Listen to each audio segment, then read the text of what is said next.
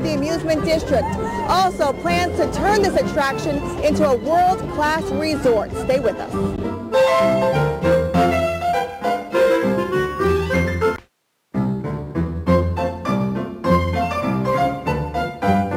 Now back to Coney Island Rides Again. After many starts and stops, it looks like Coney Island is finally regaining its luster it had some 50 years ago. But while there is a makeover on this side of Surf Avenue, what's in store for the rest of the community? Coney Island resident Magdalena Acevedo helped welcome the crowds Memorial Day weekend at Luna Park in her new position as a rides operator. She's a student at the Borough of Manhattan Community College who landed a seasonal job at the park. There was a lot of people applying, and I'm very lucky to actually work here, and I'm hoping to work here next year too. Acevedo is one of about 200 people hired by the park, the majority of whom come from Coney Island. Residents have been part of the hiring process from the start. In April, community leaders and the heads of the tenants associations in the area helped screen applicants at a job fair. And the applicants first considered were local residents. City Councilman Dominic Recchia says the community will be included in all of the area's redevelopment.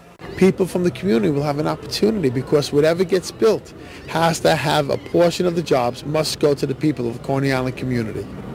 And that is something that is in the rezoning that I made sure was there. The Coney Island rezoning plan passed last summer not only creates an amusement district under the city's control, it also provides a much-needed shot in the arm to the residential neighborhood. Under the plan, money has been allocated for major renovations, like the multi-million-dollar reconstruction of Kaiser Park to build tournament-sized basketball courts and a new park house. Then there's another $7.5 million to equip Public School 188 with a gym. Students have been using the cafeteria as their gym space. That project is expected to happen this summer. Over at the Luna Park houses, exterior work is being done to replace windows and the brick facade. Harold Kay has been living here for 48 years and says the improvements are badly needed because rain seeps into his apartment. My whole bedroom, one end to the other, leaked in. I had to put a board across to keep it from leaking in. See, this would be waterproof, soundproof, and everything. These are the plans for a YMCA community center. Construction is set to begin next year, and the building will include affordable housing. The non-for-profit group Estella Development Corporation is the community sponsor for the housing component. Executive Director Judy Orlando says housing helps stabilize the area. I started working here in the early 80s. There was about 40 acres of vacant land. It was city-owned land. There was garbage on the land, and throughout the years, slowly we built first 20 houses. Estella has now built about 1,000 homes and does total gut renovations to abandoned houses like this one now up for sale. Real estate associate Linda Valley says she's seen a steady increase in prices over the past decade. Now you probably have an appraisal rate, especially along the water, of about $485 for a house. So it's definitely increased. An increase in housing stock, amenities, and jobs with a promise of more to come. The entire Coney Island neighborhood seems to be riding a wave. While the creation of amusement parks is one part of the development here, there's a blueprint in the works for bigger plans for the area. New York One's Jill Urban takes a look. Its past is often looked at with a sense of history and nostalgia. But for many, Coney Island's future brings on feelings of uncertainty and curiosity. The two major developers here who own most of the land have big dreams and view Coney Island as the land of opportunity. You need to create enough density to be able to affect change. You can't make this small. It has to be big enough to be transformational. And a transformation is exactly what's in store. On the commercial side, Thor Equities owns most of the land along Surf Avenue in the amusement district. Owner Joe Sitt says he wants to restore Coney Island to its former glory, but in a modern way. Our dreams are to have two large-scale hotels, one being more of an entertainment hotel a la Nickelodeon, a Disney type of thematic hotel that kids are going to want to come to. And then second part that we're going to want to have as part of our plans is something more in the nature of of a combination convention hotel and amusement hotel, in that we want to do something that's got an indoor water park inside of it. His controversial plans would mean leveling these old buildings, including Henderson Music Hall, where Harpo Marx made his musical debut. Around the hotels, he envisions another major entertainment facility, all indoors, to make Coney Island a year-round destination.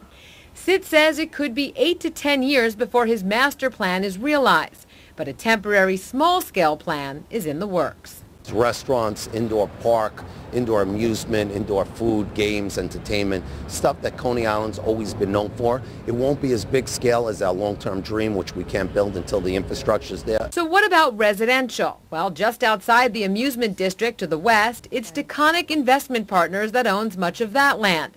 And CEO Charles Bendit says it's creating a master plan of its own. We have 6 sites that can accommodate 2,500 units. We would hope to begin development in the next year or two, and over the next 5 years to have a vital community with 2,500 units housing 5,000 to 6,000 people. It would create 2.5 million square feet of luxury residential space with ground floor retail and parking.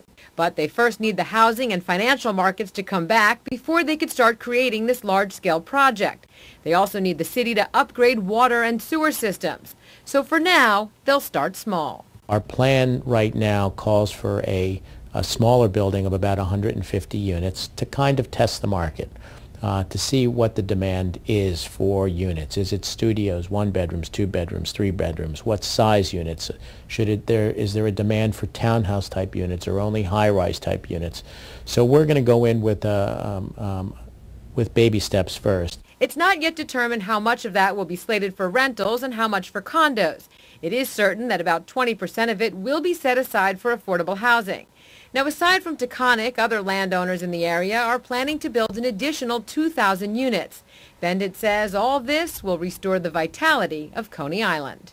What needs to happen in order for that vitality to be restored is the amusement park needs to offer a place for people to go and come for entertainment, and the residential offers a place for people to live. And if he could have his way, his other property, the famed Child's Restaurant building, would be a restaurant and catering facility. But he says it's way too soon to determine exactly what will become of that space. Now, the plans for the hotel complex and residential towers are just that, plans. Nothing is set in stone. And just like the amusements here in Coney Island, this process can expect to have its own ups and downs, twists and turns. But in the end, developers are confident it will be worth the ride. In Coney Island, Jill Urban, New York 1.